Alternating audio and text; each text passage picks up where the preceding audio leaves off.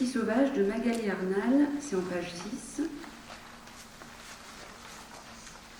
Donc 5 petits chiots aux allures anthropomorphes n'ont qu'une seule chose, qu'une seule devise, c'est une journée pour s'amuser et des bêtises pour pimenter. Ils sont malicieux à souhait, débraillés, libres et joyeux. Ils vivent une succession de petites situations d'ensauvagement ou puissance, de délinquance en deux devenus.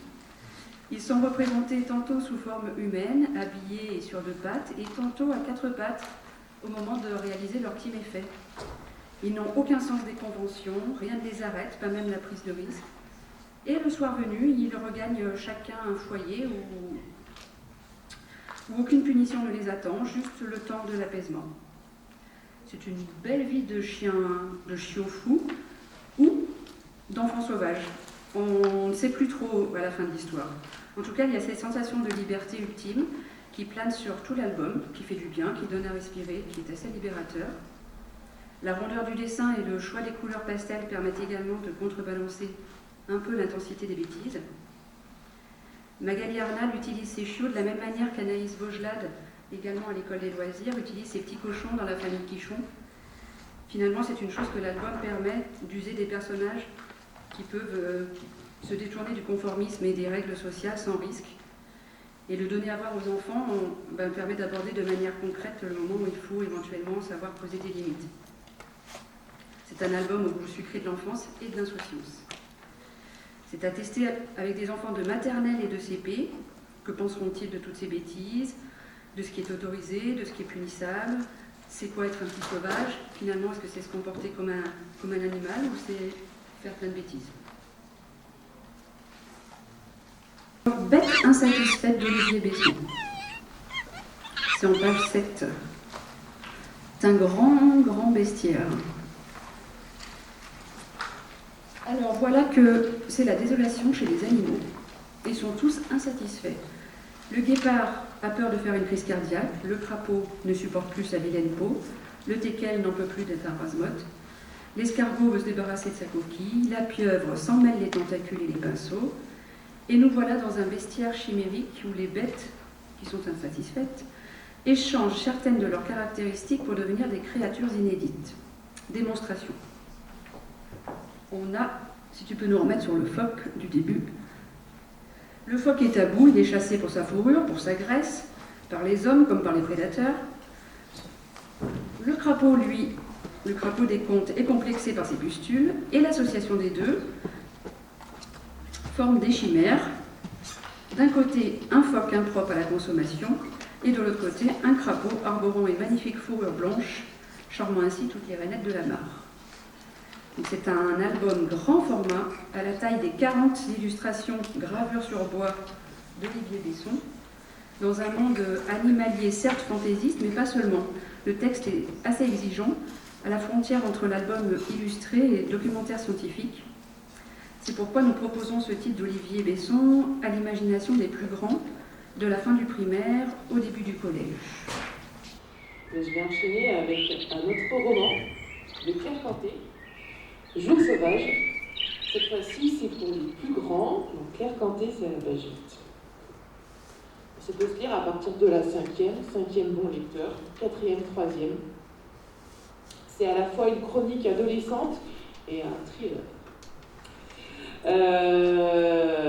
Ce roman va nous parler d'une petite bande d'adolescents, entre 13 et 15 ans, ils sont 7, c'est vraiment une toute petite bande, qui part en vacances d'été dans un camp de survie dans les bois, de bushcraft. Alors il y a ceux qui aiment Koh-Lanta, il y a ceux qui croient à la fin du monde et au survivalisme, et puis il y a ceux qui aiment bien le sport, les défis, ou ceux qui juste voulaient partir en colo, ou ceux qui juste, les parents voulaient s'en débarrasser en colo. Ils arrivent dans un petit coin des Pyrénées et ils sont accueillis par leurs encadrants, 3 adultes, un ancien militaire qui est le directeur du camp de survie dans les bois, un militaire assez dur, assez sévère. Pour lui, il n'y a que l'autorité et le défi sportif. Et il y a sa femme, maternante, mais un peu inquiétante. Et il y a heureusement le gentil animateur. Lui, il est jeune, il est sympa, il est dynamique, il est rigolo. On est là pour s'amuser. Si vous n'y arrivez pas, c'est pas grave. On est là pour faire du feu, des cabanes, relever des empreintes d'animaux et communier avec la nature. La première semaine de cette joyeuse colonie, c'est apprendre à survivre. C'est la théorie. Voilà. Comment on fait des nœuds, comment on fait du feu. Ça se passe bien, tout le monde y met du sien, les adolescents apprennent à se connaître, donc il y a le sportif, il y a la sportive qui est plus forte que les garçons, il y a aussi celui qui est un peu plus timide, il y a des histoires d'amour, il y a des histoires d'amitié, il y a aussi un petit peu les forts qui essayent de prendre le pas sur les plus faibles et les plus timides. Hein, voilà. Bon, comme la vie normale, tout le monde y met du sien, comme je disais, les personnalités se dessinent. Et puis il y a la deuxième semaine. La deuxième semaine, ce n'est plus apprendre à survivre, c'est survivre. On va vraiment dans les bois, même dans la montagne, et on va vraiment passer la nuit à la belle étoile. Et là, la nuit à la belle étoile, c'est pas du tout comme dans les clichés, le cow-boy au coin du feu, c'est vraiment endormir sur la terre dure, froide, dans le noir complet, avec des petits bruits. Et là, les personnalités vont vraiment se révéler. Ça va être un peu du chacun pour soi, surtout quand les éléments vont y mettre du sien, c'est-à-dire un gros orage, une coulée de boue, peut-être un ours, ou peut-être même un psychopathe qui rôderait dans la forêt. Donc la deuxième semaine va se terminer dans un suspense haletant, tout part en vrille. Claire Canté, l'auteur, joue sur les effets de groupe, les relations évoluent, ceux qui ont un rôle protecteur, ceux qui ont un rôle de dangereux psychopathe. On a envie de savoir comment tout va finir, si tout le monde va rentrer sain et sauf de ces 2 semaines. Et on a hâte d'aller jusqu'à la fin. L'intrigue est palpitante. Et on est très content de revoir Claire Canté cette année, parce que Claire Canté était une invitée d'honneur de la Fête du Livre en 2016. À la base, on la connaissait surtout pour ses talents de plasticienne et d'illustratrice. Elle a illustré, en 2016, on la recevait pour Ni Popée ni super-héros, manifeste antisexiste. Mais elle écrit aussi des romans. Là, c'est son premier vrai grand roman pour les ados. Pas un vrai roman, c'est un ado pour les vrais ados. Elle avait déjà écrit un petit roman pour les plus jeunes avec de l'ail et du beurre. Voilà, Claire Canté. Pour les 5e, 4e, 3e. On va continuer avec Benjamin Chaud, Top et Mulot, en page 9. Donc ce sont les aventures de 2 personnages qui se déclinent en 3 courtes histoires, accompagnées d'illustrations qui les relèvent de manière bien sentie de comique de situation. Du coup, la collaboration de ces 2 auteurs jeunesse, ils sont 2 sur ce livre-là, Henri Meunier et Benjamin Chaud, dont nous sommes fans, eh bien c'est une très bonne idée. On débute donc la première histoire avec une après-midi au bord de l'eau, on va dire entre paresse caniculaire, baignade pas tout à fait pudique, cadrage photographique approximatif, et oui, notre ami la taupe a tout de même un petit handicap qui lui permet toutefois de s'accommoder des choses et des situations quelles qu'elles soient.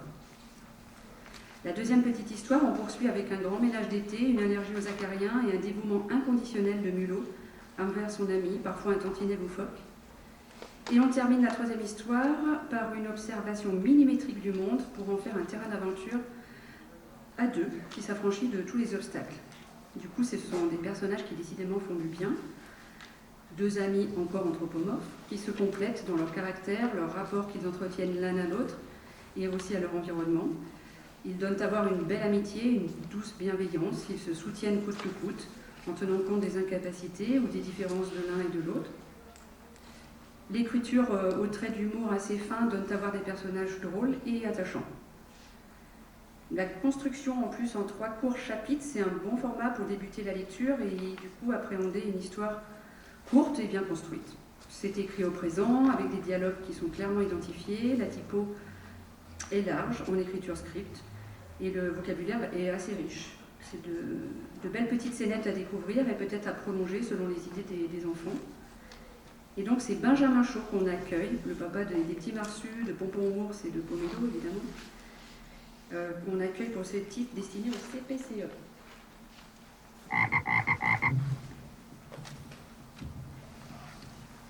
Maintenant, je vais vous présenter l'illustratrice qui est page 10, Julie Colombet. Donc, on va retourner dans des classes pour les plus petits.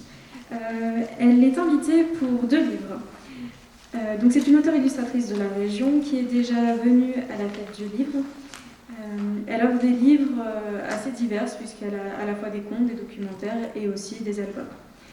Le premier livre pour lequel elle a invité, je vais d'abord parler du club des Lemmings très distingué. Parfait. Ça, donc Bertie, un petit Lemmings, fait partie d'un club distingué des Lemmings, où il y a des très bonnes manières, plein d'activités. Mais un jour, il décide, comme Verdurette, de partir à l'aventure et de découvrir le monde et de sortir de sa tanière. Il tombe nez à nez avec un ours qui n'a pas tout à fait les mêmes manières que lui, mais il se dit que ça vaut quand même le coup de faire connaissance avec cet ours. Mais la rencontre avec les autres Lemmings et cet ours, comme ils n'ont pas du tout les mêmes codes, va être quelque peu délicate. Mais ils vont apprendre à vivre ensemble et à s'accepter, à accepter leurs différences. La chose que j'aurais pu imaginer avec des classes, c'est qu'il y a énormément de petites bulles de bande dessinée, donc ça peut être très marrant de reprendre ces petites bulles et d'imaginer d'autres aventures pour ces Lemmings dans ce club, puisqu'ils sont quand même très bavards et très rigolos.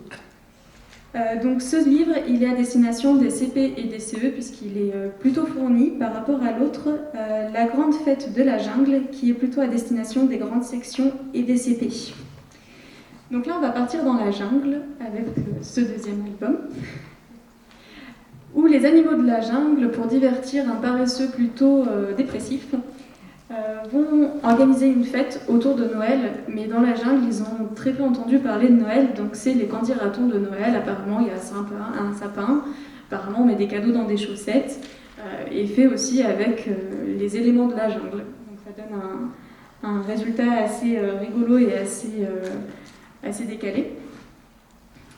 Voilà pour ce deuxième album qui est à destination des grandes sections et des CP. De l'ours de Catherine Dabadi, c'est un roman cette fois en page 11, chez Actes Sud Junior.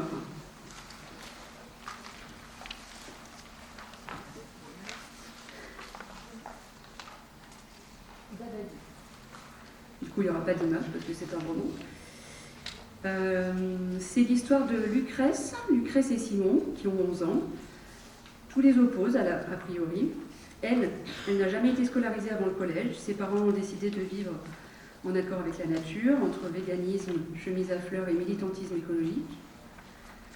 Les outils de communication virtuelle sont bannis de la maison. Elle connaît la montagne comme sa poche et elle ne craint pas de partir à l'aventure toute seule. Lui, Simon, il n'a pas vraiment demandé à venir s'isoler dans la belle maison au fond de la montagne. Entre un père chef de chantier sur le projet du tunnel routier, une mère aux humeurs très variables, parfois envahissantes, parfois absentes, il n'a rien demandé. Contrairement à Lucrèce, il possède tout le confort matériel nécessaire. Ce qui les rassemble finalement, c'est une famille pas toujours facile à supporter quand on s'apprête à rentrer dans l'adolescence. Cette rencontre avec Simon, pour Lucrèce, c'est aussi la possibilité de découvrir la télé et les films que ses parents lui refusent. Et Lucrèce a également une faculté particulière, elle connaît parfaitement l'ours de la montagne.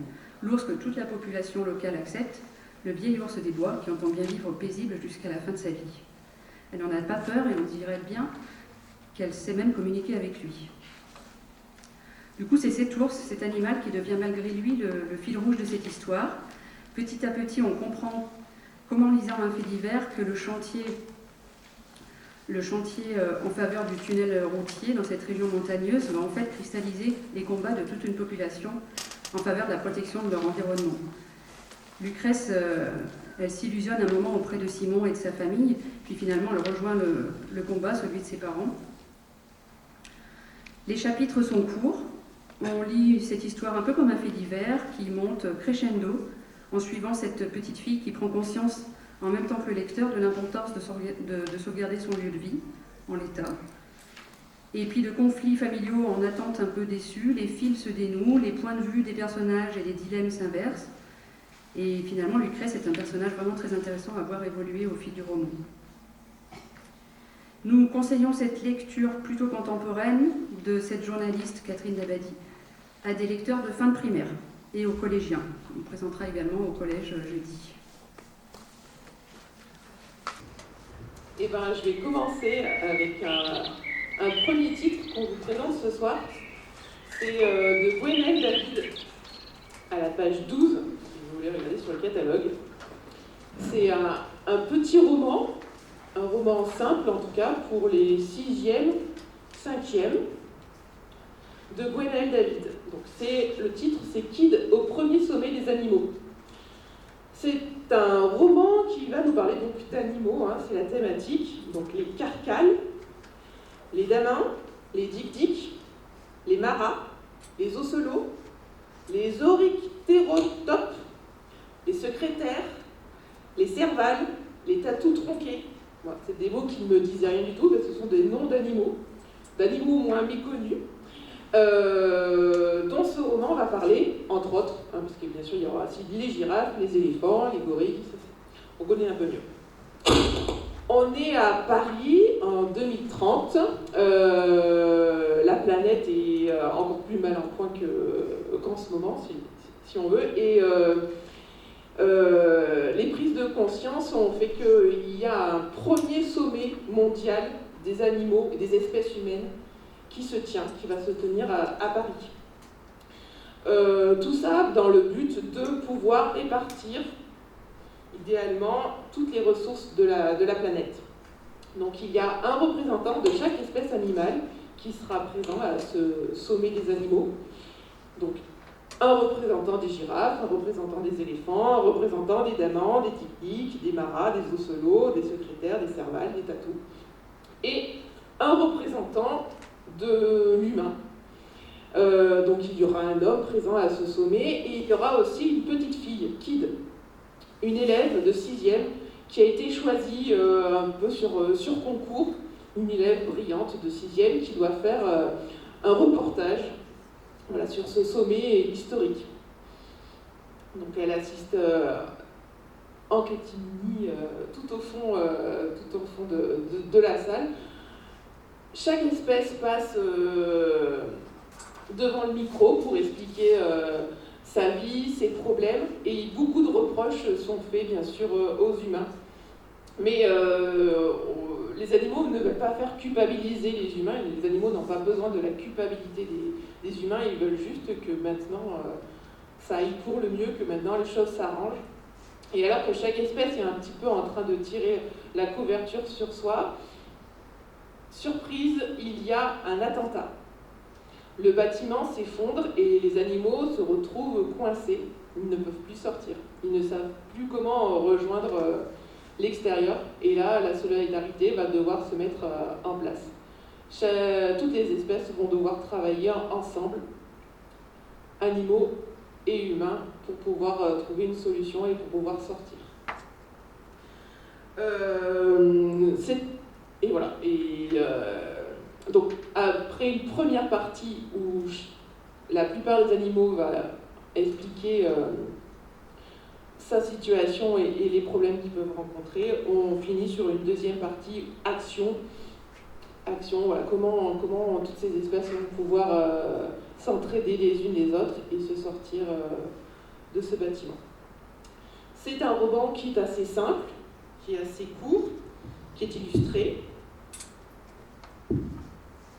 C'est un roman facile, voilà, qui nous initie au respect des animaux, au respect de la nature, au spécisme aussi, pourquoi la vie d'un chat est plus importante qu'une vache, et pourquoi la vie d'une vache est plus importante que celle d'une libellule, par exemple. Et c'est un thème qui est cher à l'auteur, Gwenaël David, qui va venir peut-être dans vos classes, car Gwenaël David est un entomologiste amateur. En tout cas, c'est ce qu'il était avant d'être écrivain, et donc c'est une thématique qui l'intéresse tout particulièrement. Il avait écrit un premier roman il y a quelques années qui s'appelle L'incroyable destin de Quentin Libellule. Voilà. C'est un auteur qui connaît bien la région, qui connaît bien Lyon, et voilà, qu'on espère que vous aurez plaisir à rencontrer dans vos classes pour les 6e, 5e. Un documentaire qui s'appelle Sauvage domestique de Jean-Baptiste de Panafieux, que vous trouvez page 13 du catalogue.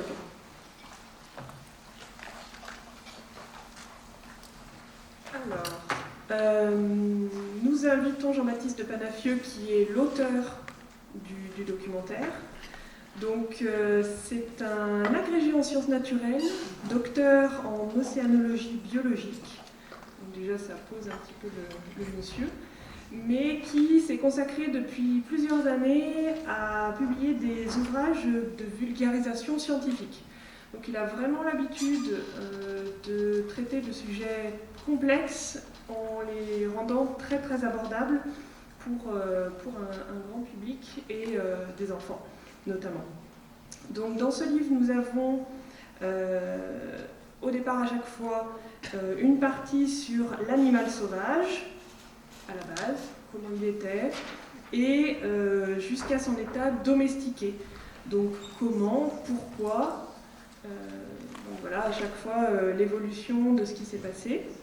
Donc il y a beaucoup d'entrées qui sont possibles sur ce documentaire, avec un travail scolaire. C'est une personne qui est habituée à travailler, à présenter des faits complexes de façon très simple. Donc vous avez la condition animale.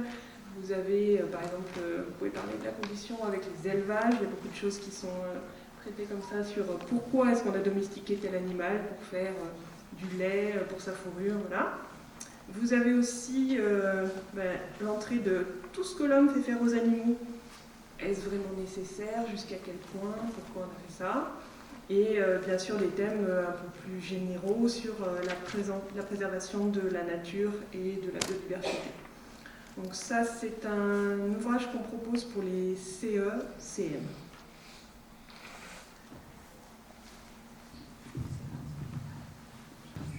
Alors, je continue sur l'histoire de métamorphose, avec la grande métamorphose de Théo, que vous retrouverez page 14, pour l'illustrateur Geoffrey Delinte. Il s'agit là d'une BD, alors avec un niveau CM 6e qui sera présenté aussi jeudi.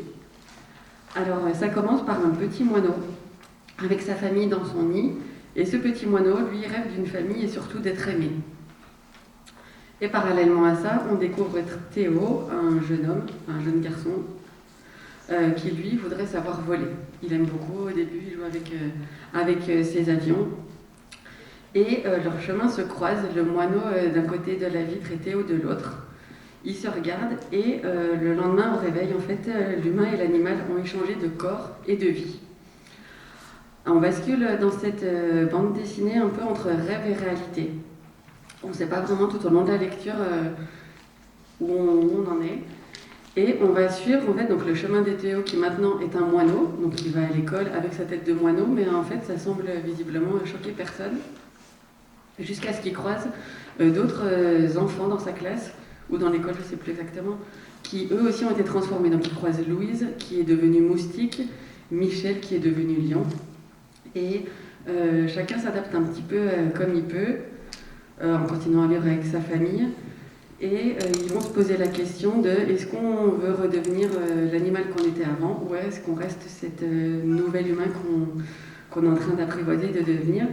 C'est une bande dessinée vraiment douce, enfin, vous voyez les couleurs sont très douces, très lumineux, il y a un côté assez cocon je trouve, et c'est vraiment une bande dessinée qui questionne sur comment trouver sa place, son identité, ce qu'on veut être, ce qu'on veut et surtout nos choix. On va voir à la fin qu'est-ce que Théo décide de rester un moineau, de redevenir un moineau, pardon, ou de rester un petit garçon. Voilà.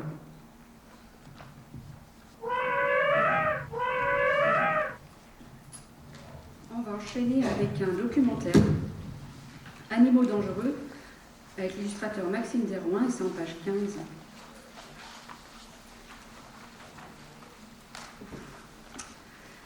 Alors, dans ce documentaire, chaque double page présente de manière scientifique et documentée un animal dont la férocité et la dangerosité obligent à la plus grande prudence. Certains animaux suscitent les peurs depuis les mythes qui ont été créés autour d'eux, d'autres par leur mensuration ou leur force, ou au contraire par les petits détails de leur morphologie ou leur mode de vie. Sur la première page, l'auteur énumère toujours le nom scientifique, l'arme spécifique de l'animal, le nombre de victimes humaines à ce jour, sa longévité, sa taille ou son envergure, sa zone géographique d'habitat et le risque d'extinction de l'espèce. Et sur la deuxième page, les informations fourmillent plutôt d'humour. Elles sont agrémentées de conseils pratiques, d'infochocs, de scoops, de témoignages. Ce recours à l'humour, entre autres, en fait un documentaire facile à prendre en main, avec une mise en page plutôt agréable, avec des niveaux d'information simplifiés mais pas simplistes. Il suscite plutôt la curiosité et on va dire qu'il éveille la sensibilité des enfants à la cause animale dans son milieu naturel.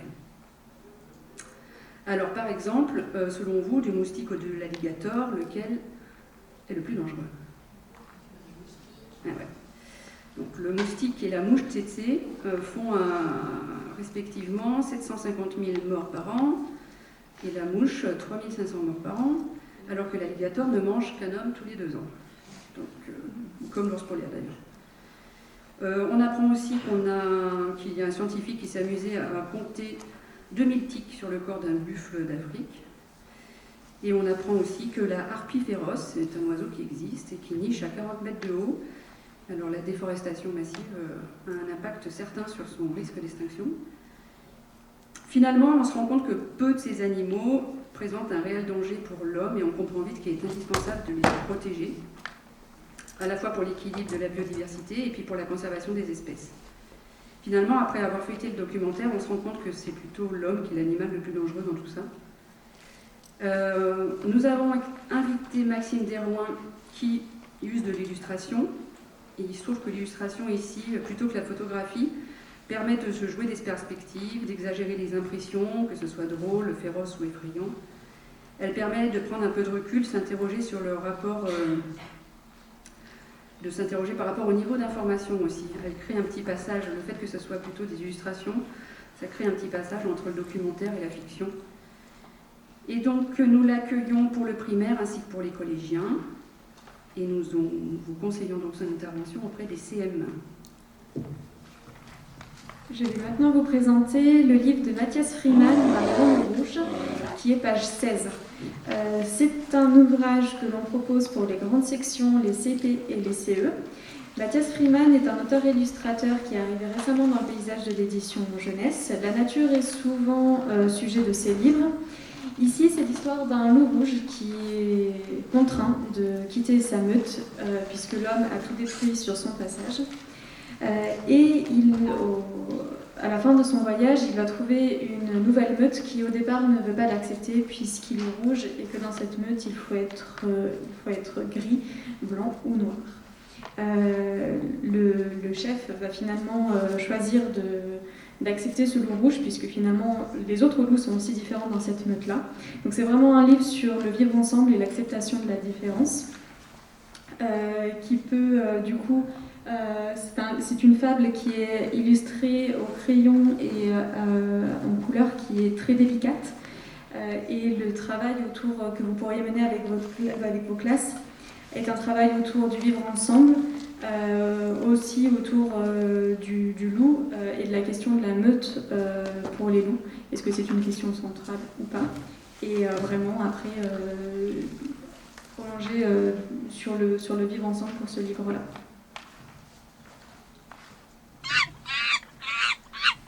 J'enchaîne avec un roman de Myriam Gallo, page 17. Le titre du roman, c'est Ma gorille et moi. C'est dans une collection qui s'appelle Tempo chez Syros. Et le niveau de lecture est pour les CM2, 6e, 5e, donc pour les grands. La narratrice s'appelle Jeanne, et Jeanne, elle vit dans un zoo, ce qui n'est pas commun et courant. Et vous imaginez que ces fêtes d'anniversaire sont plutôt populaires au niveau de son école. Jeanne vit dans un zoo parce que ce sont ses parents qui tiennent le zoo. Ils l'ont acquis peu de temps avant sa naissance. Et à sa naissance, Jeanne a grandi avec une sœur de lait un petit peu particulière. Cette sœur de lait, c'est Mona, et Mona, c'est un gorille. Elles ont donc grandi ensemble, mais vraiment grandi ensemble jusqu'aux 6 ans de Jeanne.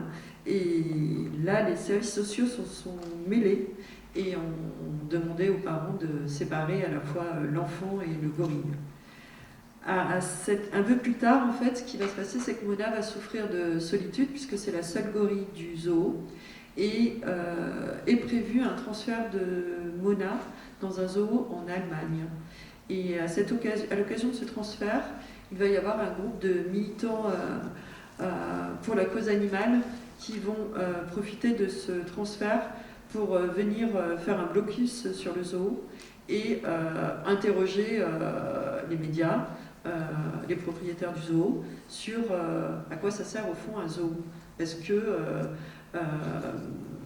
garder des animaux en captivité, ça vaut le coup, et qu'en est-il du bien-être animal? Et Jeanne, donc cette jeune enfant qui doit avoir 10-11 ans, va se retrouver tiraillée, puisqu'en fait elle n'a jamais questionné ce fait. Pour elle, elle a toujours vécu dans un zoo, elle aime les animaux, et elle sait que ses parents aiment les animaux. Et elle va être un petit peu approchée également par ces militants, qui sont des militants plutôt activistes, en voulant en faire une alliée. Donc le livre va interroger des tas de questions sur évidemment la cause animale, mais pas seulement, puisqu'il va également s'agir pour Jeanne d'avoir sa propre opinion. Et ce qui est réussi dans ce roman, c'est qu'on n'est jamais dans la caricature, que tous les points de vue sont largement évoqués et exprimés. Et au-delà du sujet de la cause animale, il y a aussi une réflexion sur la construction de nos idées. Sont-elles héritées de nos parents, ou sommes-nous sous l'influence de groupes divers? Le roman, c'est aussi pour Jeanne le moment où elle va réfléchir et grandir. Voilà, il y aura des tas de sujets à aborder autour de ce roman, qui est porté par une écriture assez simple, puisqu'on est dans la narration autour du jeu de la narratrice. Et c'est vraiment un roman qui est réussi et qu'on tenait à présenter ici.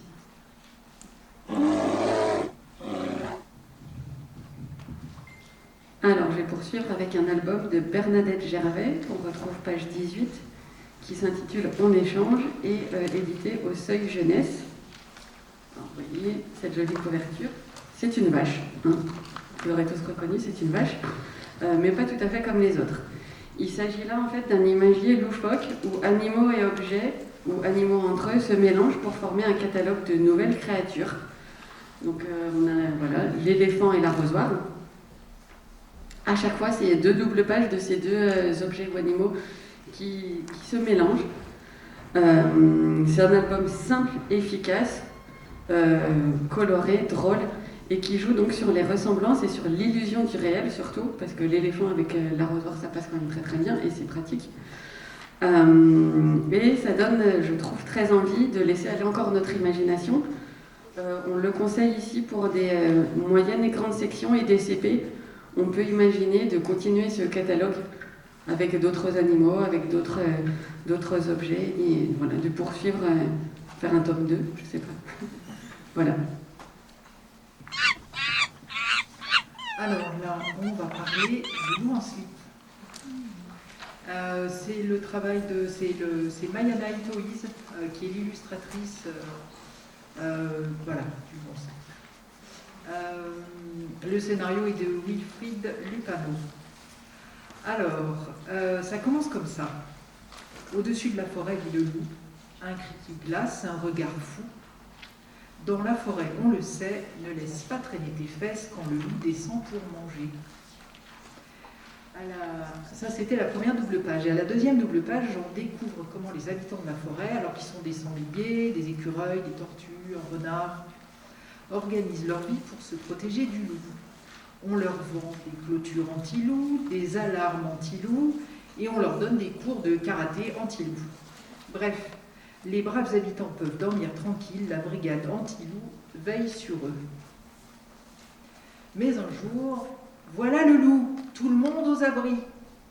Mais surprise quand le loup apparaît avec son slip rayé rouge et blanc, le slip c'est parce qu'il est frileux des fesses, le loup ne fait peur à personne, et il est vraiment gentil. Alors vous imaginez bien que la brigade anti-loup ne l'entend pas de cette oreille. Si les gens n'ont plus peur, ils serviront à rien. Et qui va acheter les pièges à loup, les clôtures anti-loup, et de quoi vont parler les journaux? Alors vous voyez, c'est un ouvrage de forme hybride entre album et bande dessinée. L'histoire s'adresse à tous les publics, il y a plusieurs niveaux de lecture. Alors bien sûr, les plus jeunes n'auront plus peur du loup, ça c'est sûr. Et les adultes y verront peut-être une rencontre entre mythe et réalité. En tout cas, sur un ton décalé et des dessins très enfantins, cette espèce de fable fait passer un message de tolérance et d'ouverture d'esprit. Et si on parle de fable, bien sûr, on parle morale. Alors à la fin, quand le loup dit « Désolé, peut-être que la peur n'est pas la seule raison de vivre », tout le monde comprendra que le méchant n'est pas toujours celui que l'on croit. Voilà, donc ça s'adresse... Alors nous, on pense... Oui, c'est pas mal pour effectivement les plus jeunes, peut-être grande section. À partir de la grande section, je vais peut-être embrayer directement sur une autre histoire du loup en slip, pardon. Donc ça, c'était Le loup en slip, le tome 1. Et celui que je pensais vous présenter, c'est le tome 4, qui s'appelle Le loup en slip n'en fiche pas une. Et celui-ci, par contre, s'adresse à un public un peu plus âgé. Alors, je vais vous lire le début, comme tout à l'heure. Je vais vous redire, ça commence comme ça, et vous allez tout de suite comprendre au ton et au vocabulaire que ce n'est pas du tout pour les plus jeunes. Dans la forêt, on le sait, pour la potée, le pâté, le mafé, le café, les plats tout faits ou les bonbons en sachet, il y a le petit marché. Alors, la forêt a ses règles. Pour acheter, il faut des sous, et pour avoir des sous, il faut travailler. Mais comment le loup en slip a-t-il pu s'acheter un bon boboon? Tout le monde sait que le loup ne travaille pas. C'est louche, c'est sûr. Et vous voyez là, qui a son boboon à la main. Alors la brigade anti-loup, toujours la même, en est persuadée, le loup en slip est un voleur. Et les voleurs, on les jette en prison. La même brigade anti-loup va chercher d'où proviennent les 3 sous du loup en slip, et va se rendre compte que le loup est en fait très serviable et pas du tout cupide. L'enquête va remettre en question le système de fonctionnement de la forêt et dénoncer l'absurdité de certains emplois, les militaires par exemple. C'est assez rigolo. On peut clairement y voir une critique du capitalisme et l'espoir d'un monde plus éthique et égalitaire. Le sujet et la façon dont il est traité s'adressent à des enfants plus âgés que le tome 1, même si c'est toujours rigolo et à plusieurs niveaux de lecture. Voilà. Donc on va vous présenter maintenant un album de Kotini, c'est page 20 sur le catalogue. C'est une auteure originaire du Japon qui vit et travaille à Paris, et souvent la nature est présente dans le sujet de ses livres. Donc ça s'appelle « Un éléphant ne peut pas monter dans un arbre ». C'est aux éditions Rue du Monde en août 2019, et cet album est proposé pour les moyennes et grandes sections. Le récit commence donc par un éléphant qui ne peut pas monter dans un arbre, mais il est fort. L'oiseau n'est pas fort, mais il peut voler. Le chat ne peut pas voler, mais petit point de suspension. Se succède donc ainsi une galerie d'animaux, le hérisson, le paon, le serpent, le zèbre, la tortue, tout cela sous le regard d'une petite fille. L'album montre que chacun d'entre nous a des aptitudes et des talents qui lui sont propres, mais chacun a aussi ses limites et ses savoir-faire. On pourrait donc être fier de qui l'on est. Les illustrations sont expressives, même teintées d'humour, avec un esprit malin. Et c'est vrai que cela pourrait inciter à prolonger le livre en poursuivant le récit en randonnée avec d'autres découvertes d'animaux. Kotimi est aussi invité pour un autre livre, un documentaire cette fois-ci. Mon dinosaure s'appelle Darwin, qui est un documentaire sur l'évolution. C'est un petit garçon qui est accompagné de son dinosaure, Darwin, qui lui explique l'histoire de la vie, de l'évolution, et comment lui aussi il est venu au monde. Donc c'est aussi un livre sur la famille. Ce livre est à destination pour les projets des CP et des CE. Il sera l'occasion de faire un travail autour de l'évolution en sciences. On peut aussi, vu que c'est l'illustratrice qui est invitée, imaginer de dessiner à sa manière, puisque les dessins sont accessibles pour les plus jeunes enfants. Et pour les plus grands, se poser la question de qui est Darwin, puisque dans ce livre c'est un dinosaure, et évoquer cette question-là avec les enfants. Alors, je vais vous présenter maintenant Loïc Le Pallec. Loïc Le Pallec, c'est la page 21. C'est un roman, Fréquence Oregon, pour les plus grands, les bons lecteurs, 4e, 3e. C'est la collection Exprime chez Sarbacane. Donc, si vous connaissez cette collection, c'est toujours des textes forts, voilà, destinés aux plus grands. Parfois la dureté du propos ou le vocabulaire, le style de vie des adolescents qui y sont décrits. Là, on a une dystopie, un roman de science-fiction écologique, mais qui traite aussi de questions sociétales. Et c'est aussi un roman d'action, un road movie, à la façon un peu Mad Max, mais bon, sans la violence de Mad Max. C'est genre, il traverse des déserts, quoi. On suit une héroïne, Alta Luna, 17 ans, qui vit dans une bulle dorée. Voilà, une étrange routine, piscine, bar à cocktail, piscine, bar à cocktail. Et elle s'ennuie profondément, parce qu'en fait, elle vit vraiment dans une bulle. Une bulle, un paradis artificiel construit le long d'une côte américaine. Il y en a plusieurs qui se sont construits comme ça dans le futur. Des petits villages, des petits ghettos pour les riches. À l'extérieur, le monde est aride, le monde est affamé et le monde est en guerre perpétuelle. Mélange permanente. Mais de tout ça, elle ne le connaît finalement pas, puisqu'elle n'a pas de contact avec l'extérieur, jusqu'au jour où deux rescapés, deux fugitifs, tentent d'accoster sur son coin de paradis. Et ils vont vite se faire rattraper, mais elle a entre-temps quand même l'occasion d'échanger avec eux. Ces deux fugitifs, ces deux rescapés s'appellent Ulysse et Cassiopée. Et de découvrir ce qui se passe à l'extérieur. Avec ses amis, elle va organiser leur fuite. Ça tombe bien, elle avait envie de fuir cet environnement, elle avait envie de découvrir autre chose. Elle avait envie d'avoir une autre vie, un autre avenir, un autre espoir. Et donc, elle, ses deux amis et ses deux fugitifs, plus un robot, la science-fiction, ils partent, ils fuguent, ils s'envolent à l'extérieur, dans ce qu'on imagine donc être les anciens États-Unis. Voilà, ce n'est plus que maintenant des mornes plaines de désert, avec des tribus violentes, avec des villes de robots qui vivent en autosuffisance, qui ont décidé de se séparer des humains.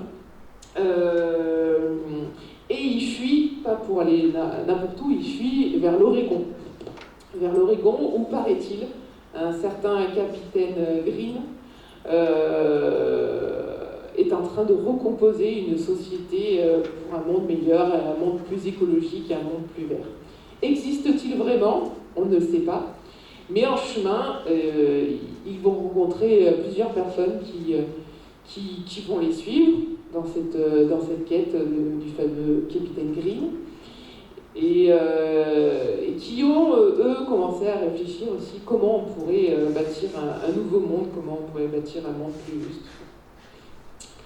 C'est un roman qui se veut optimiste, qui nous montre qu'il peut y avoir des solutions, qu'il y a de l'humanité en chacun et que voilà, l'avenir sera peut-être radieux.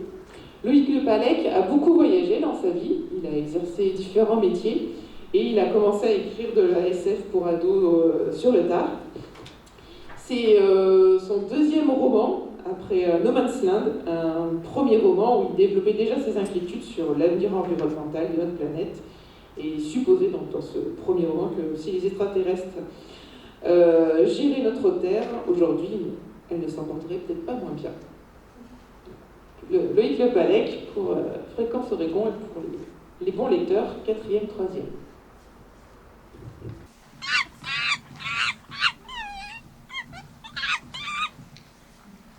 Je vais vous parler de Timothée Level, page 22, pour un ouvrage, pour un album qui s'appelle Le Lièvre et les Lapins.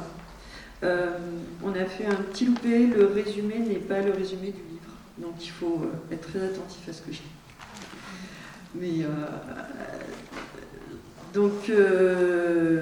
Timothée, dans Le Lièvre et les Lapins, c'est l'histoire ça se passe dans une garenne où vivent des lapins. Et parmi ces lapins, il y a un lapin qui n'est pas tout à fait comme les autres.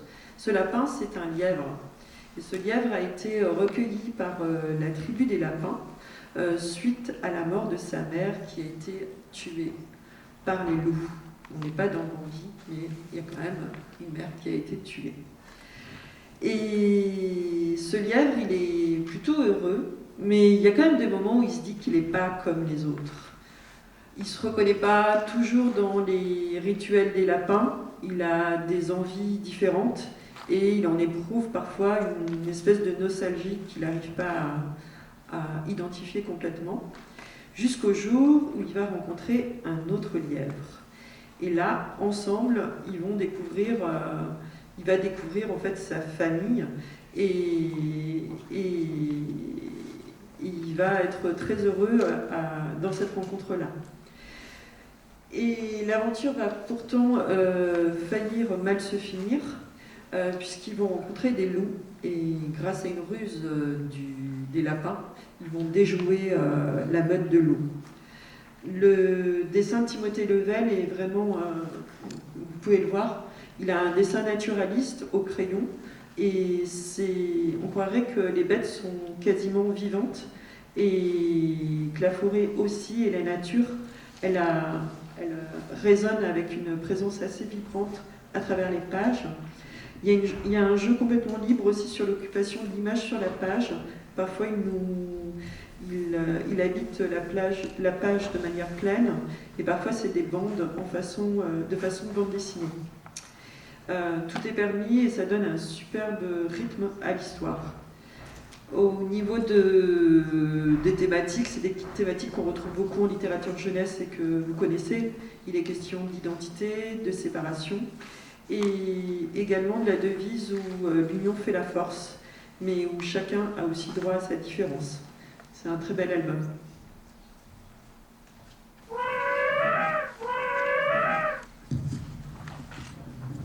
Donc maintenant, on va parler de l'album William, La longue vue et le tigre, de Charlotte Lemaire. C'est son premier album, c'est aux éditions Biscotto, et cet album est proposé au CE et au CM, et c'est en page 23 sur le catalogue. Donc le récit se passe dans la jungle, et évoque la rencontre au départ plutôt risquée entre l'animal, le tigre, et William, l'homme, le jeune explorateur. Donc c'est un jeune explorateur, mais qui craint d'être mangé par le tigre quand il se retrouve nez à nez avec lui.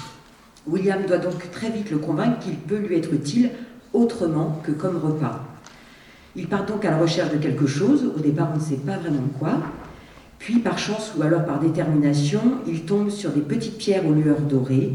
Elles se trouveront fort utiles, puisqu'elles sont dans les arbres de la jungle, et elles ressemblent surtout aux yeux des tigres, et effrayeront donc les chasseurs.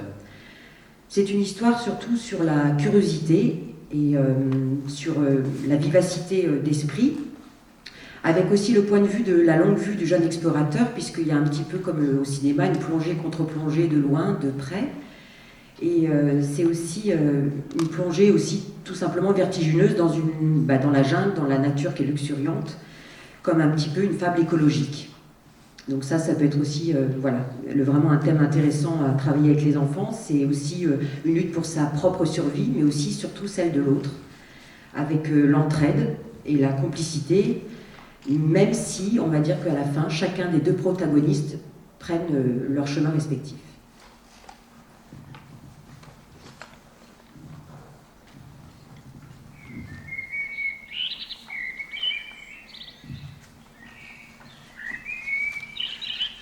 Alors maintenant, on va parler de l'album Le Tracas de Blaise, de Raphaël Frier et Julien Martinière, qui est illustrateur sur cet album. Donc c'est aux éditions L'Atelier du Poisson Soluble. Et cet album est composé au CE2 et au CM, et ça se trouve page 24 sur le catalogue. Donc on ne connaît pas l'âge du personnage, Blaise, mais on pourrait deviner que c'est un adulte, enfin surtout un être humain, pardon, qui part au travail tous les jours. Et à son réveil, il découvre un peu quelque chose de bizarre. C'est sa soudaine pilosité à son pied comme une patte d'ours. Il s'inquiète, il cherche surtout à dissimuler devant les autres, notamment au travail, cette soudaine apparition. Et puis peu à peu, Blaise se transforme en ours. Il accepte, enfin c'est plus complexe que ça, mais on en parlera après, ce qui lui arrive. On pourrait donc... ça fait un peu penser comme à la métamorphose de Kafka, où l'être humain se transforme, on assiste à la transformation de l'être humain. Et au départ, on ne sait pas s'il subit ou s'il désire vraiment cette transformation, puisque c'est peu à peu un retour à l'état sauvage, puisque l'album permet à la fois l'acceptation de soi, l'accomplissement de soi, mais surtout, c'est une connexion, on va dire, avec qu'est-ce qu'il désire vraiment, c'est quoi notre vraie nature. Et à la fin du récit, Blaise y converse avec un de ses semblables, qui est aussi un autre ours, et d'ailleurs sa vie humaine semble plutôt lointaine, semble plutôt derrière lui.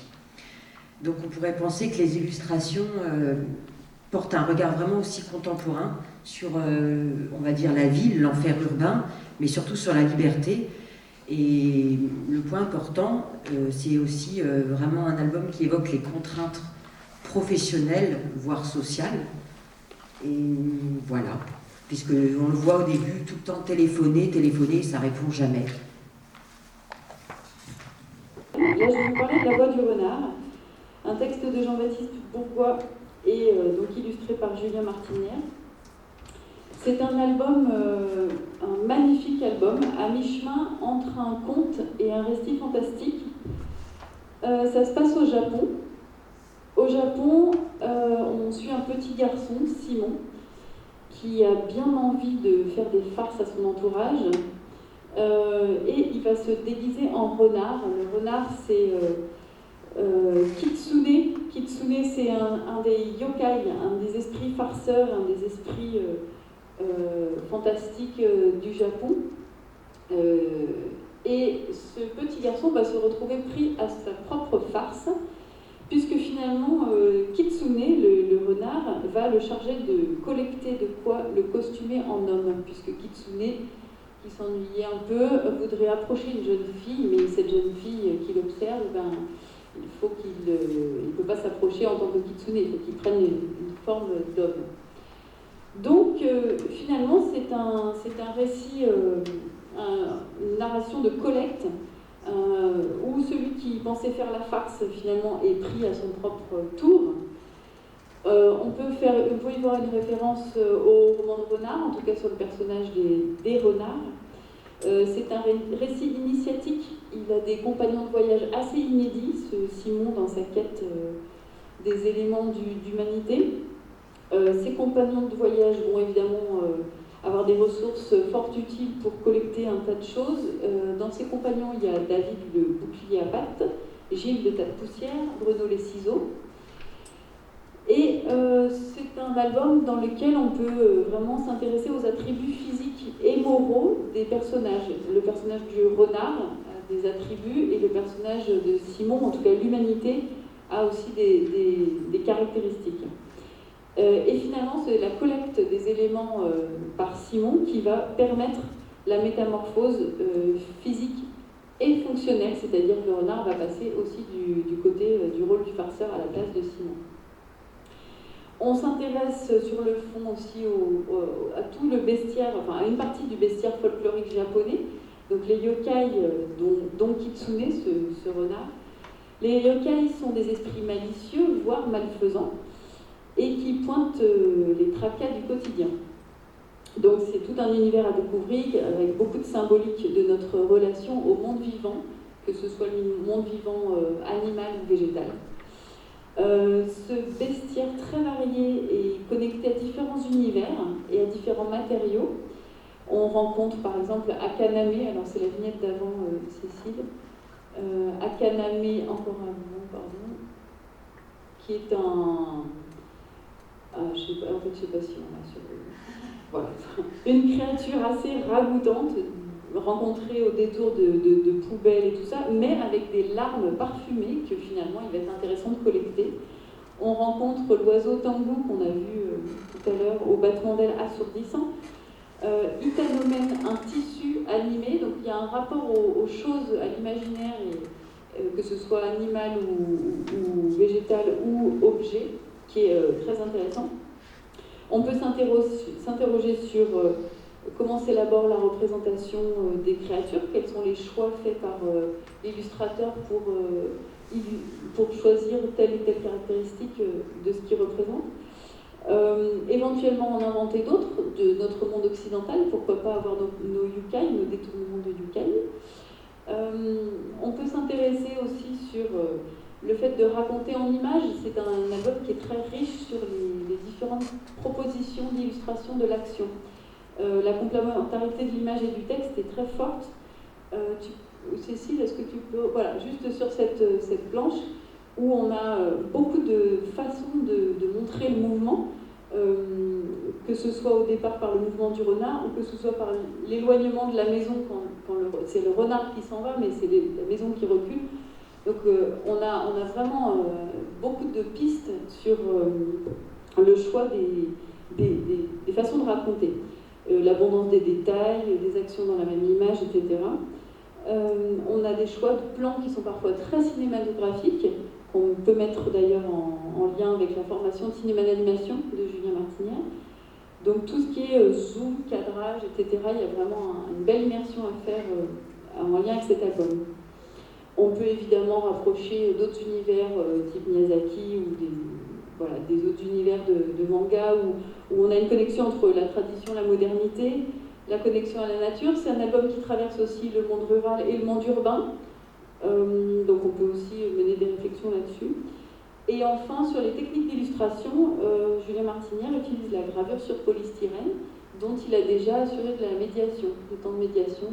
Voilà, ça peut être une piste.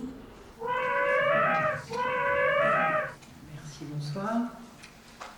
La la la la la. Vous avez tous reconnu Dans la forêt lointaine. Alors c'est un... Je vais peut-être le poser comme ça. Vous verrez mieux. Hop. Alors c'est un petit ouvrage de Matisse et Aurore Petit,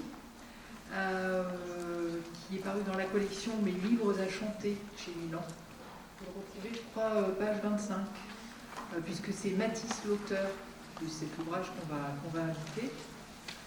Alors la comptine est reprise, illustrée sur la première double page, et puis les auteurs s'amusent à revisiter le texte, et à la manière d'un marabout de ficelle, celle de cheval, etc., où le vieux loup répond au coucou, le coucou du début, hein, et puis Lapinou répond au vieux loup, et puis le matou répond à Lapinou, et ainsi de suite.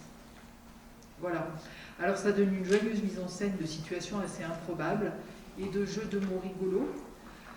C'est évidemment pour les maternelles.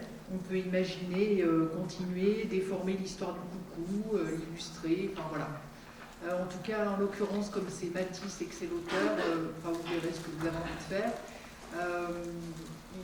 Ils ont sorti, là le livre qu'on vous présente, c'est Dans la forêt lointaine, mais ils ont décliné et d'autres comptines connues que vous pouvez retrouver, je pense, sur vos étagères. Je ne sais pas trop si on les présentera si vous voulez les consulter à la Maison du Livre ultérieurement.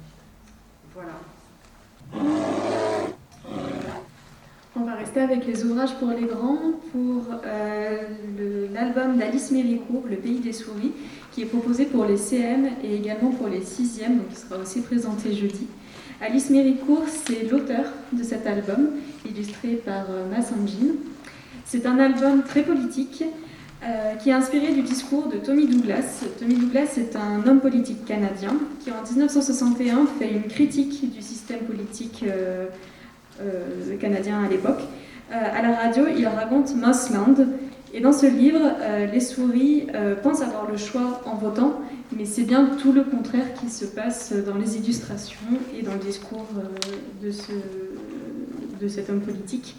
Donc pour l'histoire, les souris sont gouvernées par les chats gris. Un jour, il y a une révolte. Les chats blancs sont élus par les souris. Les souris pensent qu'elles sont contentes d'être gouvernées par des chats blancs, mais petit à petit, leurs droits sont rognés. Et c'est de pire en pire la vie des souris. Et un jour, elles se disent « Et pourquoi nous, on ne pourrait pas se représenter nous-mêmes politiquement ?» Donc c'est un album qui est non sans rappeler toute la littérature comme Matin brun, Moss d'Art Spiegelman ou encore La ferme des animaux de George Orwell. On y évoque la citoyenneté, la question du vote et du pouvoir. Donc ce sera l'occasion de faire tout un débat philosophique avec les enfants autour du pouvoir, de la justice, mais aussi un enseignement enseignement moral et civique sur la citoyenneté. Et c'est un album que l'on peut vous proposer de mettre en scène, puisque Alice Méricourt est aussi comédienne et elle se porte beaucoup sur la comédie et le théâtre, donc ça peut être l'occasion de réinventer cet album et de le mettre en scène avec vos classes.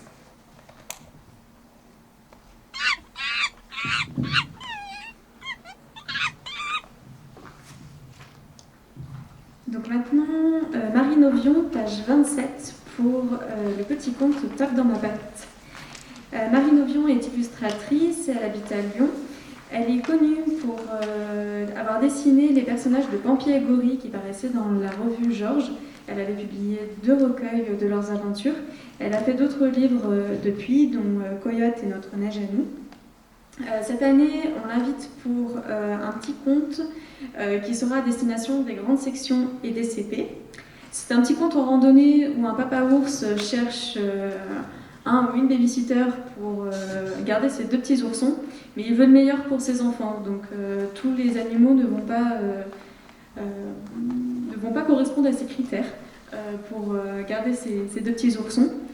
C'est une petite balade dans la forêt pour découvrir les animaux de la forêt. Donc voilà, c'est une invitation à aller à la forêt. Voilà. Je ne sais pas si on en a d'autres.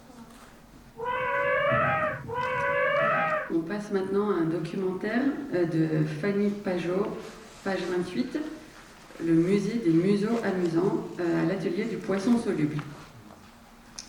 Déjà, vous noterez que la couverture est quand même très chouette. C'est un nez, mais que dis-je, un museau, et même 18 museaux. Donc c'est un documentaire, comme je vous disais, un documentaire animalier ludique où au fil des pages, on en apprend plus sur les animaux qui sont cachés derrière ces nez tantôt impressionnants, originaux et étranges. Ça se présente à chaque fois pour chaque museau par 2 doubles pages. Donc à gauche, un surnom qui est donné, des petites explications sur l'animal, avec le dessin du museau en sépia sur la page de droite. Et ensuite, vous avez une échelle pour voir la taille de l'animal par rapport à un homme, toujours dans des situations un petit peu rigolotes, et l'animal à côté. Voilà. Il a eu le prix Sorcière en 2019, qui est un prix qui récompense des œuvres de la littérature jeunesse. Nous, on le conseille ici en CE, CM, 6e, parce qu'il y a plein de choses à imaginer. Et ça donne envie, sur la page où on voit le museau, de scanner l'image et d'en faire des marottes, par exemple, faire des ateliers. Enfin, c'est vraiment un très chouette documentaire, on apprend vraiment des informations. Voilà, et puis un petit jeu de devinettes.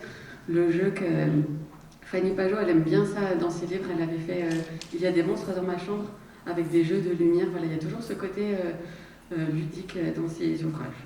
Voilà.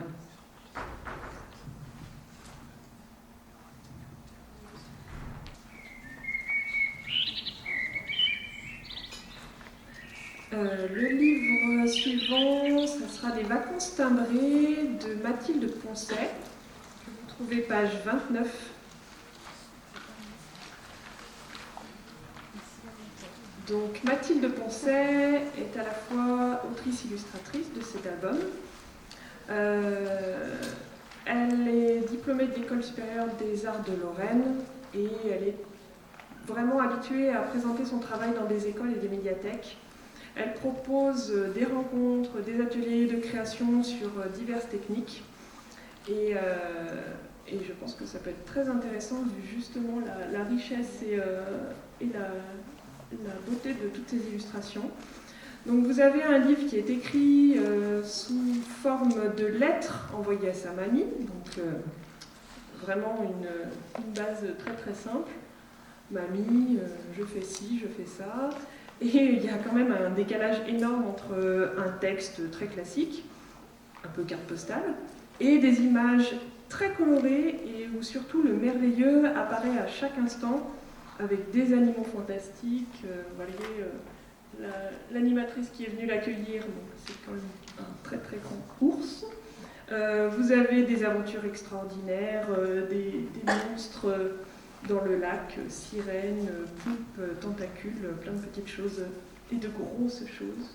Mais surtout, voilà, cet univers extrêmement coloré et qui donne vraiment envie de partir pour ces vacances magiques. Donc là, on a des premières expériences avec des enfants qui découvrent tout ce que nous, on peut connaître, mais qui pour eux est sensationnel du fait de la première découverte. Donc voilà. Vous pouvez créer un récit décalé, vous pouvez créer un bestiaire entre le réel et l'imaginaire, et parler du thème de voyage de classe aussi. Il y a il y a tellement d'entrées possibles, donc c'est presque trop facile. Avec la cachette d'André Prigent, qui se trouve page 30. Et qu'on destine aux élèves de maternelle. Donc André Prigent qui est autrice et illustratrice et qui nous présente dans cet album de grandes images, pleine page, avec deux personnages. Vous allez avoir l'humain, enfin l'humaine, qui est pas très visible au début, et puis le chat dans sa petite cachette. Et donc voilà, on a une approche très douce et très tendre de cette humaine qui se demande pourquoi le chat est comme ça resté dans son petit carton, un petit dialogue, montré caché, un petit jeu, une complice, une surprise finale, puisqu'il y a donc des petits bébés chats qui sont nés. Donc voilà, on a une simplicité de lecture de l'image, beaucoup de facilité pour reproduire ce schéma de jeu caché-trouvé. Voilà, vous avez potentiellement pas mal de choses à faire avec les petits. Un petit travail aussi peut-être sur les parties du corps du chat, on voit au début les oreilles, la queue, voilà. Et puis une première entrée, toute douce, toute simple, sur le respect de l'animal, puisque vous avez cette humaine qui garde ses distances, va doucement, va voir ce petit chat de façon très, très délicate et très, très respectueuse.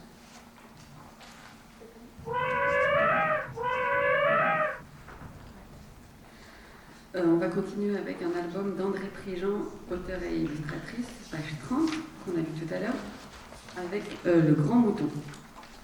Le Grand Mouton, ça commence comme ça. Sur une colline pousse de l'herbe délicieuse, et sur cette colline vivent 4 moutons. Donc c'est un petit troupeau paisible de moutons rusés, un loup un peu crédule, des illustrations douces et colorées comme on a vu tout à l'heure, de l'humour, et c'est surtout un très chouette album sur l'union et la force, et que le plus malin n'est pas forcément celui qu'on croit, sur le jeu un peu proie-prédateur, et que voilà, les moutons, en s'y mettant à plusieurs, ils peuvent être plus forts que nous. Et c'est proposé ici pour pour CP, CE1, mais il peut être lu dès la maternelle. Et c'est un plaisir à lire à voix haute, vraiment.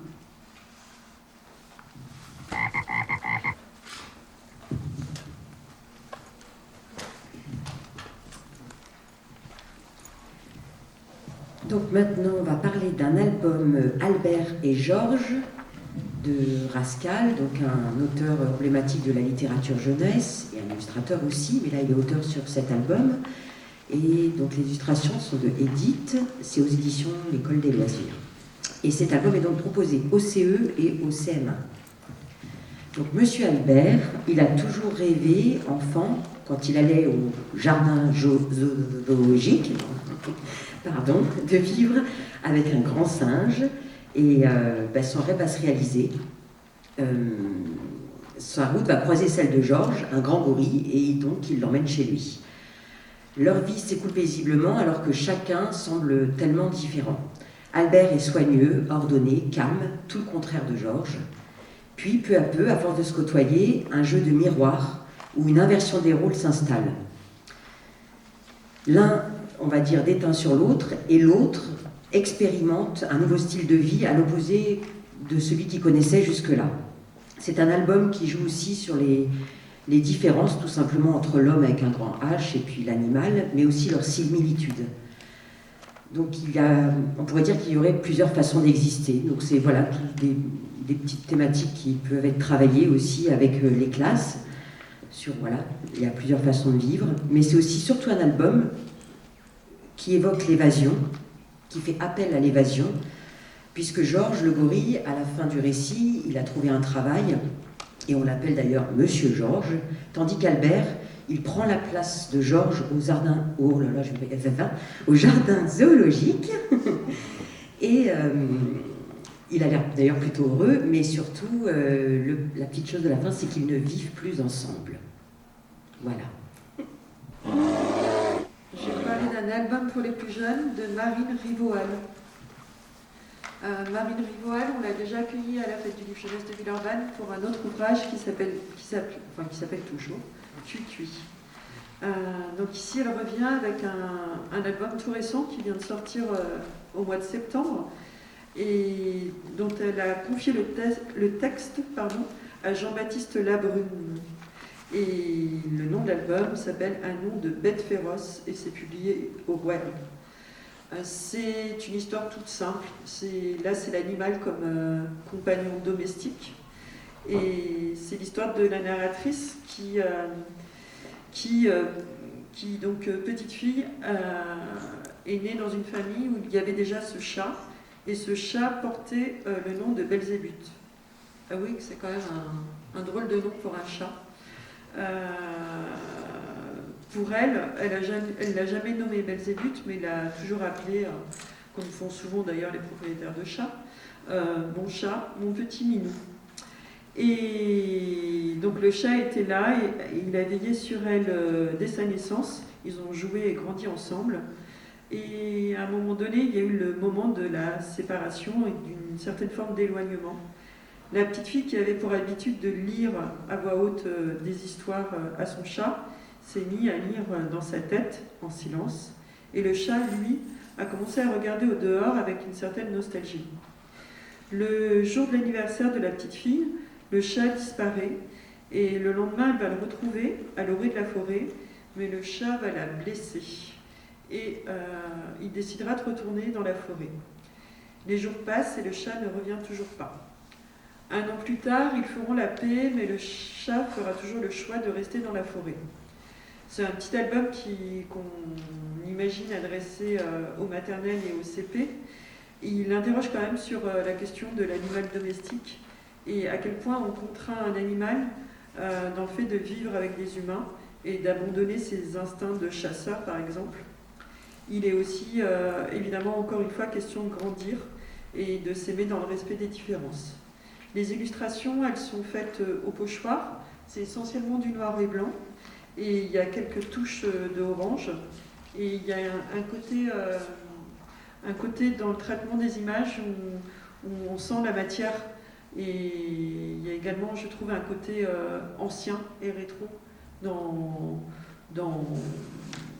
l'image. Voilà.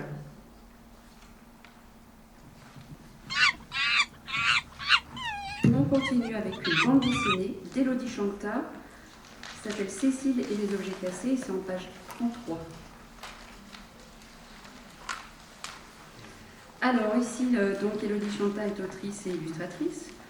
C'est un très bon récit d'aventure qu'elle signe, un peu fantasque, en bande dessinée et avec peu de personnages. Une grenouille, des rats, c'est-à-dire les femelles des rats, un fantôme et une carte au trésor. Cécile est herboriste. Il tient une boutique avec dans un charmant petit village, et juste à côté de lui, Ficelle est la patronne du petit troquet. Accessoirement, Cécile est une grenouille. Il voit passer tous les jours de nombreux clients à la recherche de remèdes miracles à base de plantes et d'herbes, bien sûr. Et un jour, Nicole, la rate alchimiste, lui demande de la sauge vénéneuse, et en claquant la porte de l'herboristerie, elle fait tomber un miroir. De son côté, Ficelle, en faisant la poussière dans son bistrot, casse la cruche où vit Poussière, le petit fantôme. Résultat, 2 objets cassés, et ce n'est pas fini. Cécile découvre une carte tombée de la poche de Nicole, quand elle est sortie précipitamment de l'herboristerie. Elle y a entouré le village des 2 amis. Pourquoi? Mystère. De son côté, en voulant fermer sa boutique, Ficelle casse la clé dans la serrure. Bilan, déjà 3 objets hors d'usage. Ça commence à faire beaucoup. Les 2 compères ont bien envie de suivre les instructions qui sont sur cette carte, comme s'ils allaient trouver un trésor. Et quand ils retrouvent Nicole, elle leur explique qu'elle a indiqué sur le parchemin des lieux où trouver des ingrédients afin de préparer une potion réparatrice d'objets. Ça tombe bien. C'est donc une aventure plutôt sympathique, construite autour d'une situation assez simple, une quête d'ingrédients magiques. Elle met en scène ces 4 personnages qui ont des caractères bien campés. Cécile, la grenouille, est plutôt doux et chaleureux. Ficelle, la rate, a un tempérament plus aventureux. Poussière, le petit fantôme, c'est le personnage toujours enjoué mais peureux. Et Nicole, l'alchimiste voyageuse, elle est vraiment très désagréable au premier abord. Et finalement, au fil des 60 pages et de toutes les épreuves, les 4 protagonistes se rapprochent pour devenir tous amis. Et tout ça se déroule dans une belle ambiance légèrement fantastique, drôle, et un univers un petit peu médiéval, mystérieux et doux à la fois. C'est un peu comme un conte ou comme une fable. Là aussi, on a un dessin tout en rondeur qui met de la vie dans les personnages, qui donne confiance. On a des larges expressions sur les visages qui apportent plutôt de la chaleur au récit. Le découpage des cases est simple, il rend la lecture d'images assez fluide. L'autrice n'oublie ni les secrets, ni le suspense, ni les rebondissements pour tenir en haleine le jeune lectorat. C'est une BD avec un charme enfantin et des personnages vraiment rigolos. Nous accueillons Élodie Chanta et nous réservons sa BD plutôt pour les CE2-CM, dans l'idée d'aborder les techniques de la BD, du découpage séquentiel, ou encore la forme de la fable ou du conte en bande dessinée.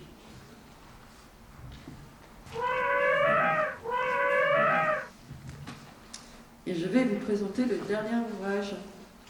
C'est un roman de Éric Simard, page 34, qui s'appelle L'Enserpent.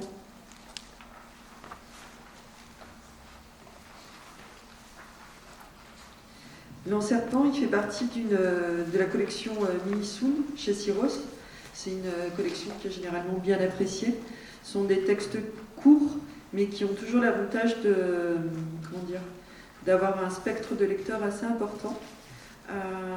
En l'occurrence, pour L'Enserpent, on le propose pour des CM et des 6e. Et je cherche mes notes. Voilà. C'est une entrée qui est assez intéressante sur l'univers de la science-fiction, puisque L'Enserpent fait partie d'une série d'Éric Simard qui s'appelle Les Humanimaux. Les Humanimaux, c'est toute une série autour de la question de la manipulation génétique et du clonage. Chaque héros ou héroïne de la série a été sauvé en fait grâce au moment de sa vie intra-utérine, grâce à l'introduction de gènes animaux pour contrer une maladie. Pour autant, il n'y a pas de manipulation génétique sans conséquence, et les enfants qui naissent de cette manipulation génétique vont avoir des attributs de l'animal en question. Là, dans ce titre, L'Enserpent, c'est encore un petit peu différent, puisque le narrateur n'est pas l'enserpent, mais une petite fille qui s'appelle, je ne me souviens plus comment, Héloïse. Héloïse, elle est dans une classe ordinaire, et c'est une petite fille qui souffre d'une certaine différence. Elle n'est pas un animal, mais elle a une tache de naissance qui occupe une partie de son visage. Donc elle-même connaît la question du rejet et les regards gênés ou les paroles blessantes. Dans sa classe arrive, donc en milieu ordinaire, un garçon qui est donc l'enserpent. Et naturellement, Héloïse et ce petit garçon vont devenir assez proches. C'est une belle histoire d'amitié, une nouvelle leçon sur la question de la tolérance. Et c'est aussi une entrée très intéressante pour les élèves sur un genre littéraire qui offre de nombreuses possibilités, le genre de l'anticipation. Et Éric Simard, c'est un romancier qu'on connaît et qui écrit beaucoup pour la jeunesse depuis quelques décennies, on va dire. Donc il a cette maîtrise de l'écriture, de la narration et du suspense. Moi, je vais commencer par un album de Valérie Strulu qui s'appelle La Grande Marée et qui est page 35 du catalogue. Valérie Strulu, elle est autrice et illustratrice. Elle nous propose ici, dans cet album, un album assez fou, assez surréaliste, qui a plusieurs niveaux de lecture. On aime bien les doubles entrées. C'est l'histoire d'un personnage qui vit seul sur une île et qui adore pêcher. Il adore tellement pêcher qu'il va finir par devenir l'élément dans lequel il est. C'est-à-dire qu'il pêche, il mange des poissons, au début de manière tout à fait normale, il rentre chez lui, il va cuisiner ce poisson, et puis petit à petit, en fait, il va manger le poisson cru, et puis au fur et à mesure, il mangera le poisson même avec les arêtes. Et puis un matin, c'est un petit peu comme Blaise, qui vous a été présenté tout à l'heure, l'homme va se transformer, il va commencer à avoir des écailles et à devenir poisson. Donc on est à la fois, encore une fois, sur l'histoire de la transformation et l'histoire de la métamorphose. Et cette histoire, elle peut nous questionner sur des tas de sujets. Est-ce qu'on est ce qu'on mange ? Il y a aussi la question de l'addiction qui peut être traduite dans l'ouvrage et la question de la dépendance. Il y a une écriture qui est vraiment très belle, qui a un côté surréaliste, qui est vraiment porté par un style à part. J'ai oublié de vous préciser pour quel âge on le... Oui, du fait des deux entrées, en fait ça peut être proposé dès le CE1 et on l'estime jusqu'au CM1. Alors sur les niveaux de classe, on est toujours un petit peu hésitant et on vous laissera évidemment les libertés de vous retrouver dans tous ces niveaux d'âge. Que vous dire d'autre ? L'autrice est aussi illustratrice et elle travaille sur des grands aplats de couleurs avec des codes très simples, un bleu franc pour l'océan, du gris pour l'île et tout ça nous amène dans un voyage où on va aussi se poser la question des prédateurs qui un jour vont devenir peut-être gibier. Voilà pour l'ouvrage La Grande Marée. Donc on va accueillir à la médiathèque du Tonkin l'exposition d'Émilie Livast qu'on a imaginée comme un bestiaire. Il y aura des tirages puisque c'est une auteure et illustratrice qui travaille uniquement en numérique. Donc elle n'a pas d'originaux comme si elle était avec son stylo et ses feutres. L'exposition aura lieu du 6 mars au 31 avril 2021. Il reste des créneaux disponibles pour les accueils de classe, pour des classes de la grande section au CE2.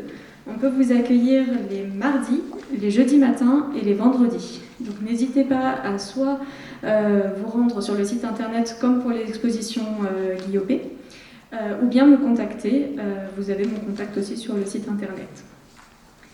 L'exposition, elle aura deux parties, donc à la fois les tirages et aussi elle est en train de créer 2 jeux à partir de 2 livres, donc Jusqu'en haut et Englouti, qui sont sur le monde animal également. Englouti, c'est un livre sur l'hibernation Et jusqu'en haut, c'est une petite fable où plein d'oiseaux, plein d'animaux tombent d'un arbre et il y a une cause à toutes ces chutes. Il faut aller à la fin de l'histoire pour découvrir la cause. Il y aura aussi un jeu de loi. Et Émilie Vast, dans le catalogue, il y a un livre qui est proposé pour vos projets, c'est « Je veux un super pouvoir ». Il est à destination des grandes sections CP et CE1. On y retrouve 2 petits personnages qu'elle a déjà mis en scène dans un autre livre, « Moi j'ai peur du loup ». Ce sont 2 lapins qui se posent beaucoup de questions et là qui imaginent qu'ils rêvent d'avoir des super pouvoirs d'autres animaux. Donc celui du léopard, du caméléon, des oiseaux. Mais il va découvrir que lui aussi, il a un super pouvoir en tant que lapin. Donc c'est un livre sur tout le monde animal qui peut être l'objet d'un travail documentaire et imaginer d'autres animaux avec d'autres super pouvoirs, en imaginant une illustration à la manière d'Émilie Vast et en cherchant quels sont les super pouvoirs de ces autres animaux. Et où on peut aussi inventer une autre histoire mettant en scène ces 2 petits lapins qui dialoguent beaucoup, donc sur des notions de dialogue et d'échange. Donc voilà pour cet auteur qui propose des illustrations très délicates et toujours très colorées. Voilà pour Émilie Vast.